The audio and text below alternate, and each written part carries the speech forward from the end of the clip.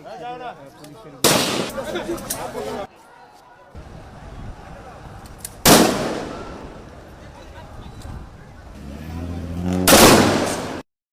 আলাইকুম, আমি মোহাম্মদ রিজাল হালাদার আপনাদের সাথে আছি। সুপ্রিয় দর্শক, রাজনৈতিক বিশ্লেষণে আপনাদের স্বাগত। ফিরে দেখা 2024। আগে ভিডিওগুলো দেখেন, তারপর আমরা বিস্তারিত কিছুটা আলোচনা করব। ভিডিও সম্পূর্ণ দেখবেন। ভিডিওর শেষে রয়েছে কিছু চাঞ্চল্যকর তথ্য।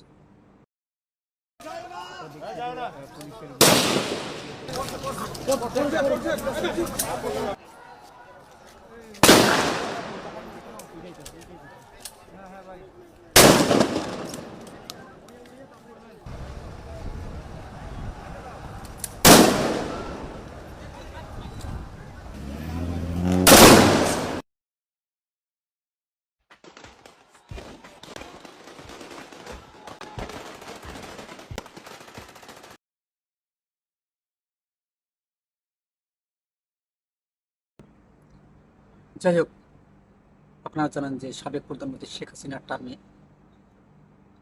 যখন ছাত্ররা আন্দোলনে নামে, তখন ছিল কোটা আন্দোলন।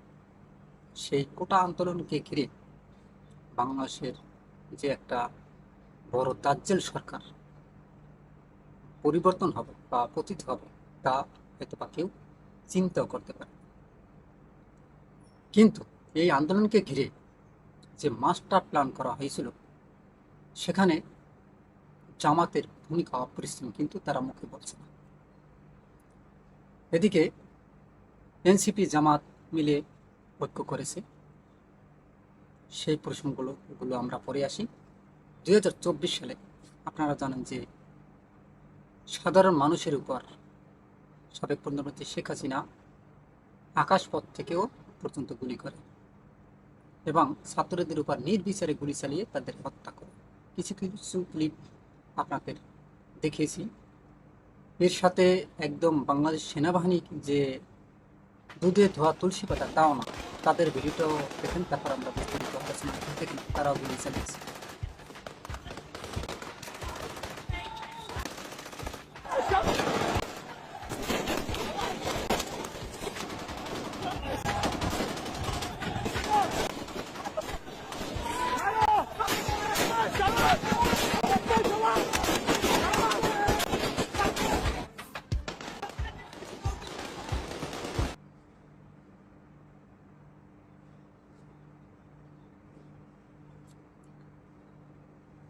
যাই হোক, পরিস্থিতি যখন আরও ঘোলাটে হয়, তখনই সেনাবাহিনীরা মোড় নেয় এবং সেনাবাহিনীর ভিতরে একটা বৈঠক হয়। সেখানে কিছু সেনাবাহিনী অফিসাররা দ্বিমত পোষণ করে, না, আমরা জনগণের পক্ষে থাকব। কিছু সেনাবাহিনী হয়তোবা তা শেখ হাসিনার পক্ষে থাকে, কিন্তু যারা শেখ হাসিনার পক্ষে থাকে তারা হয়তোবা পেরে উঠতে পারেনি। সাধারণ আরও সেনা বাহিনী যারা আছে, তারা কিন্তু জনগণের পক্ষেই নিয়েছে, বাধ্য হয়। যাই হোক, এক প্রকার মানে মন থাকা না সত্ত্বেও তারপর জনগণের পক্ষ নিতে বাধ্য হয়েছে। পরিস্থিতি এতটা গোলা হয়েছে। দেখেন, লাশের পর লাশ ফেলানো হয়েছে, সেই লাশকে পুরানো হয়েছে ভ্যানে করে, এবং গণকবরের অভাব ছিল না, অনেক গণকবর দিয়ে রাখা হয়েছিল।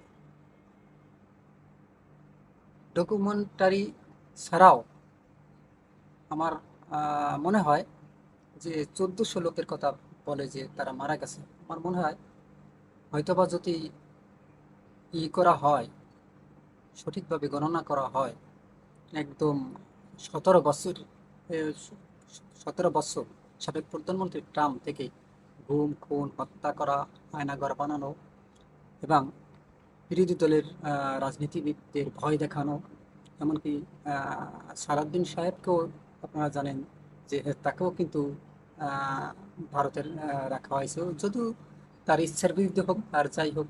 দেখেন, সে কিন্তু আসলে রাজকীয়ভাবেই ছিলেন দেখেন জামাতের এক নেতা কি বলে, সালাউদ্দিন সাহেবের। মাননীয় স্বরাষ্ট্রমন্ত্রী সেই ইন্ডিয়াতে প্রবাসী জীবন যাপন করতে হয়েছে বাধ্য হয়ে, তবে সকলের তো তার মতো রাজকপাল না। তিনি ফিরে এসেছিলেন, বিরচিত সম্বর্ধনা পেয়েছিলেন, আবার তিনি এস আলমের গাড়িতে চড়ে সম্বর্ধনা নিয়েছিলেন। নিন্দুকেরা বলে সেজন্য গতকালকে তিনি এস আলমের নাম নেননি। যার নুন খেতে হয় তার তো কিছু গুণ খেতে হয়। যাক, সেদিকে যাচ্ছি না। যাই হোক, আসলে কিছু কিছু কথা না বললেই নয়। এই যে এত কষ্ট করে ছাত্ররা, ছাত্র জনতা গণ অভ্যুত্থানে সাবেক প্রধানমন্ত্রী শেখ হাসিনাকে তাড়ানো হয়েছে বাংলাদেশ থেকে, তারপরও এত কষ্ট করার পরও এখন উড়ে এসে জুড়ে বসে সরকার গঠন করার পর অনেক কিছু মানছে না, এবং ডকুমেন্টারিতে ভুল, অমুক জায়গায় ভুল, সমুক জায়গায় ভুল, মানে বিভিন্ন জায়গায়, মানে ডকুমেন্টারিতে নাহিদের ছবি নাই, তারপর হচ্ছে মুগ্ধর ছবি নাই, তারপর আবু সাইদ মানে হাত পেতে মানে বুক পেতে দিয়েছে, উজাড় করে যে আমাকে মারো, সেই আবু সাইদের পর্যন্ত ছবি নেই। আসলে এটা খুব দুঃখজনক, কারণ বাংলাদেশের রোজ এই নোংরা রাজনীতিতে আসলে সত্য কথাগুলো সবসময় চাপা পড়ে যায়।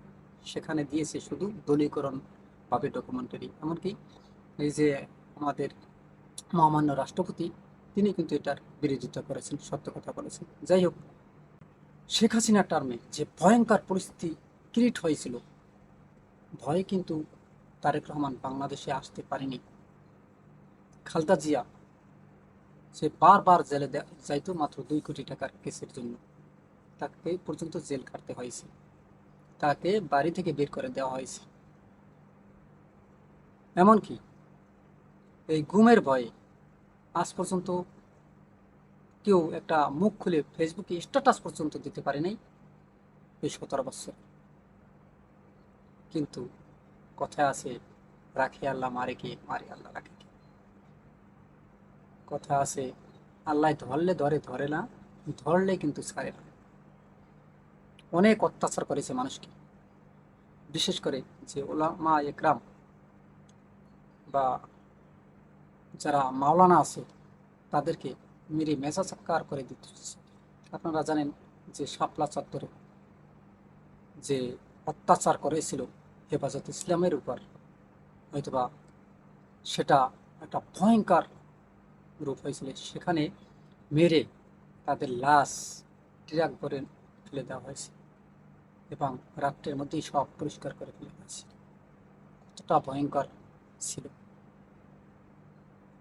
ক্ষমতা টিকে থাকার জন্য সাবেক প্রধানমন্ত্রী শেখ হাসিনা এমন কোনো কাজ নাই যে সেটা করতে বাকি রেখেছে। কিন্তু কথা আছে, সকল ক্ষমতার মালিক একমাত্র আল্লাহ। আল্লাহ যাকে চায় সে থাকতে পারে, আর যাকে চাবে না তার থাকা প্রশ্নই ওঠে না। আজ সেই শেখ হাসিনা কোথায় কোথায় হারিয়ে গেছে, তাকে খুঁজে পাওয়া যাচ্ছে না। কিন্তু ভাগ্যের কি নির্মম পরিহাস, বাংলাদেশ ঠিকই এখন সুন্দরভাবে তার রাষ্ট্র গঠনের জন্য সবাই একাত্রভাবে কিন্তু এগিয়ে যাচ্ছে। যদিও একটু দ্বিমত পোষণ থাকতেই পারে বিরোধী দলের সাথে, কিন্তু রাষ্ট্র চলতেছে। এখন এই 2024 এই যে ফিরে দেখা, আপনাদের দেখলাম এই ভয়ঙ্কর পরিস্থিতি এখনো মানুষ অবিশ্বাস করে, কিছু কিছু মানুষ এইগুলো আসলে অস্বীকার করে। এখন প্রশ্ন তাদের কাছে, আসলে আপনারা কি মানুষ না পশু? যার ভাই হারিয়েছে সে জানে তার ভাইয়ের কষ্ট, যার সন্তান হারিয়েছে সে জানে তার সন্তানের কত কষ্ট, সেই মা তার স্বামীকে হারিয়েছে সে জানে তার স্বামীর কষ্ট, সেই ছেলে তার বাপ হারিয়েছে সে জানে বাপের কি কষ্ট। আপনার কি করে বুঝবেন? আপনার তো আর জীবন দেননি। যারা জীবন দিয়েছে এবং যাদের আত্মীয় স্বজন বা পাড়া প্রতিবেশী বা ভাই বোন হারিয়েছে, তারা বোঝে হারানোর বেদনা কত কষ্ট। যদি জয়কে কেউ মেরে ফেলতো কই, তাহলে তো কি শেখ হাসিনা কাঁদতো না, তার চোখে পানি আসতো না? ঠিক ওই রকমের তো তারা তো অন্য কোনো মায়ের সন্তান ছিল, এরকম নির্বিচারে গুলি করা লাগবে কেন? তারপরও কিছু কিছু, এরপরও এই সত্য কথাগুলো বলতে চায় না। এতটা নির্লজ্জ, এতটা বেহায়া তারা। সুপ্রিয় দর্শক, আপনারা কি মনে করেন? আবার কি এই শেখ হাসিনা, আপনারা কি চান আবার এই শেখ হাসিনা দেশে ফিরে আসুক এবং বাংলাদেশে আবার রাজনীতি করুক? এটা কি চান? কোনো দিনও না। আওয়ামী লীগ এদেশে হয়তো বা আসতে পারে কিনা তা জানি না, কিন্তু শেখ হাসিনার সমাপ্তি এখানে। হয়তো বা আপনাদের কথা ভালো লাগতে পারে, নাও লাগতে পারে, সেটা আপনাদের ব্যক্তিগত ব্যাপার। আমি যেটা ছোট মানুষ হিসেবে আমি যেটা বুঝি, শেখ হাসিনার কেরিয়ার এখানে শেষ। কারণ তার বয়স প্রায় ৮০-র উপরে, বার্ধক্যজনিত কারণে তিনি এখন মৃত্যু সজ্জায়। হয়তো বা বেঁচে আছে কিনা তাও জানি না। তবে আমরা চাই যেন এরকমের আর কখনো পরিস্থিতি ক্রিয়েট না হয় রাজনীতিতে। সুপ্রিয় দর্শক, আপনারা কি মনে করেন? অবশ্যই আপনার মতামত কমেন্টে জানান। ভিডিওটি ভালো লাগলে আর বাংলা নিউজ 24-কে সাবস্ক্রাইব করুন, লাইক ও শেয়ার দিয়ে সবকে দেখার সুযোগ করে দিন। আজ এ পর্যন্তই। আসসালামু আলাইকুম রহমতুল্লাহি